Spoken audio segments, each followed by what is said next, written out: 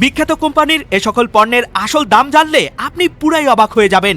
হ্যাঁ, কোম্পানিগুলো দিনের পর দিন এভাবেই আমাদের বোকা বানিয়ে যাচ্ছে। আর মোবাইল ফোনের বডি ফ্রেমে এরকম লাইন কেন দেয়া থাকে? তবে এর পেছনে রয়েছে একটা সিক্রেট রহস্য।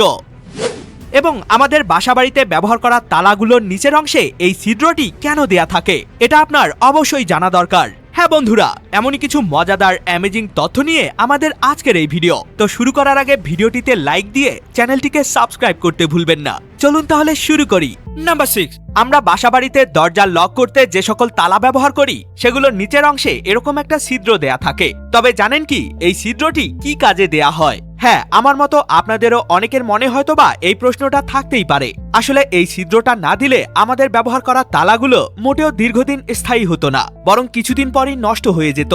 দেখুন, অনেক সময় এই তালাগুলোতে বৃষ্টির পানি পড়ে, ফলে তালাগুলোর ভেতরে জং লেগে নষ্ট হয়ে যেতে পারে। কিন্তু এই ছিদ্রটি থাকার কারণে বৃষ্টির পানি সহজেই ছিদ্রটি দিয়ে বেরিয়ে যেতে পারে, ফলে তালায় জং লেগে নষ্ট হয়ে যাওয়ার চান্স অনেকটাই কমে যায়। তাছাড়া এটি দেওয়ার অন্য আরো একটা কারণ রয়েছে, সেটা হলো যদি কখনো কোনো তালায় জ্যাম লেগে যায় বা খুলতে না চায়, তাহলে এই ছিদ্রটি দিয়ে তেল ঢেলে সেই জ্যাম সহজেই খুলে ফেলা যায়, যেটা সত্যি অনেক কাজের একটা জিনিস। নাম্বার 5, যদি আপনার বাসায় শিশু বাচ্চা থাকে তাহলে বাচ্চার মাথার এই অংশে কখনোই টাচ করবেন না, না হলে আপনার বাচ্চার ব্রেইন চিরদিনের জন্য ড্যামেজ হয়ে যেতে পারে। আসলে 18 মাসের কম বয়সের বাচ্চাদের মাথার এই অংশটি অনেক সফট বা নরম হয়ে থাকে, যেটা কিনা এভাবে আপ ডাউনও করতে থাকে। আর এই স্থানটি এতটাই সেনসিটিভ যে এখানে বারবার টাচ করলে বাচ্চার মাথায় ইনফেকশনও হতে পারে। আর যদি কখনো ভুল করেও এই স্থানটিতে বড় কোনো আঘাত কিংবা চাপ লাগে তাহলে বাচ্চাটির ব্রেইনের মারাত্মক ক্ষতি হতে পারে। তাই ভুল করেও কখনো শিশু বাচ্চাদের মাথার এই অংশে টাচ করতে যাবেন না, আর আপনার আশেপাশের মানুষদেরকেও এ ব্যাপারে সচেতন করে দিবেন। নাম্বার 4, কখনো কি লক্ষ্য করেছেন মোটর বাইকের হ্যান্ডেলের শেষ অংশে এরকম দুইটা মেটালের বস্তু দেয়া থাকে? কিন্তু এখন প্রশ্ন হলো, মোটর বাইকের হ্যান্ডেলের শেষ অংশে এই জিনিসগুলো কেন দেয়া হয়? আসলে এই জিনিসটার নাম হ্যান্ডেল ওয়েট বার, যেগুলো মোটরসাইকেলের রাইডিংকে অনেক মজাদার করে তোলে।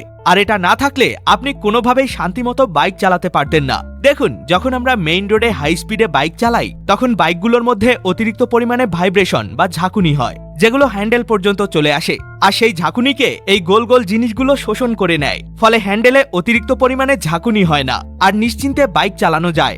এছাড়া যদি আপনার বাইকটি কখনো দুর্ঘটনার শিকার হয় তাহলে এই জিনিসগুলো আপনার বাইকের হ্যান্ডেল এবং আপনার পুরো বাইকটিকে সেভ করতে পারে।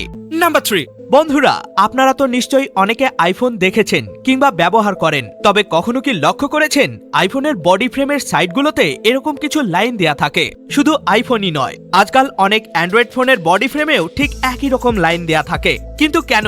এগুলো কেন দেয়া হয়? শুধু কি ডিজাইনের জন্য নাকি অন্য কোনো কারণ? আসলে এগুলো হলো মোবাইলের অ্যান্টেনা লাইন বা নেটওয়ার্ক লাইনও বলতে পারেন।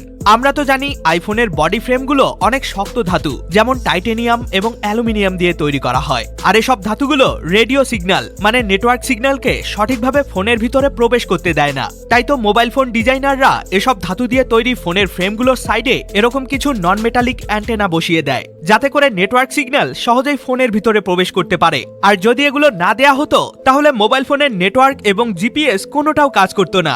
নাম্বার 2, এটা এমন একটা দুর্দান্ত ডিভাইস যেটা কঠিন মুহূর্তে মানুষের জীবন বাঁচাতে পারে, আর এটা প্রত্যেকটা মানুষের ঘরেই থাকা উচিত। দুর্দান্ত এই ডিভাইসটির নাম অটোমেটিক চকিং ডিভাইস। আসলে অনেক সময় তো আমরা বিভিন্ন জিনিস খেতে গিয়ে আমাদের গলায় আটকে যায়, বিশেষ করে বাচ্চাদের তো এই সমস্যাটা অনেক বেশি হয়। এমনকি গলায় বিভিন্ন রকমের জিনিস আটকে গিয়ে অনেক সময় মারাত্মক রকমের দুর্ঘটনা ঘটে। তবে সেই মুহূর্তে এই ডিভাইসটা হতে পারে মানুষের প্রাণ রক্ষাকারী কবচ। যদি কখনো কারোর গলায় কোনো কিছু আটকে যায় তাহলে জাস্ট এই ডিভাইসটাকে মুখের মধ্যে নিয়ে প্রেস করলেই বাতাসের প্রেসারের সাহায্যে আটকে যাওয়া জিনিসটাকে সহজেই বের করে ফেলে, ফলে বড় রকমের দুর্ঘটনা থেকে রক্ষা পাওয়া যায়, যেটা সত্যি খুবই উপকারী একটা ডিভাইস।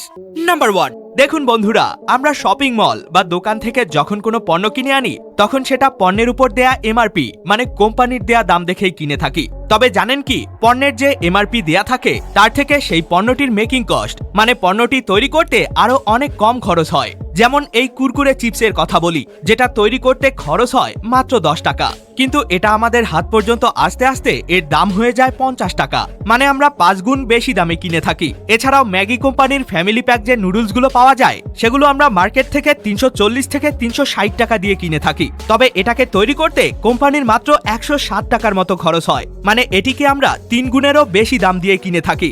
এমনকি 2 থেকে 3 টাকা দামের এই ক্যান্ডি বা চকলেটগুলো তৈরি করতে কোম্পানির মাত্র 25 থেকে 30 পয়সার মতো খরচ হয়ে থাকে, মানে আমরা এই চকলেটগুলোকেও 2 থেকে 3 গুণ বেশি দামে কিনে থাকি। তো বন্ধুরা, ভিডিওটি আপনার কাছে কেমন লাগলো সেটি অবশ্যই আমাকে কমেন্টে জানিয়ে যাবেন। ধন্যবাদ।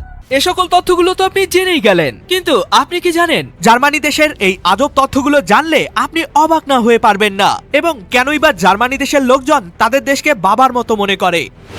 আর আমাদের ব্যবহার করা সিম কার্ডগুলোতে এমন একটা মূল্যবান জিনিস ব্যবহার করা হয় যেটা বিক্রি করে আপনি লাখপতি হয়ে যেতে পারবেন। এবং কেনই বা এই হোটেলটিতে কোনো প্রকার ছাদ কিংবা দেয়াল নেই, নেই কোনো টয়লেট বাথরুম, তবুও মানুষ এখানে এক রাত থাকার জন্য হাজার হাজার টাকা খরচ করে। ভিডিওটিকে এখনই দেখে নিন, এটিও কিন্তু অনেক অ্যামেজিং একটি ভিডিও। দেখা হবে অন্য কোনো ভিডিওতে, ততক্ষণ পর্যন্ত কিপ দ্য নলেজ।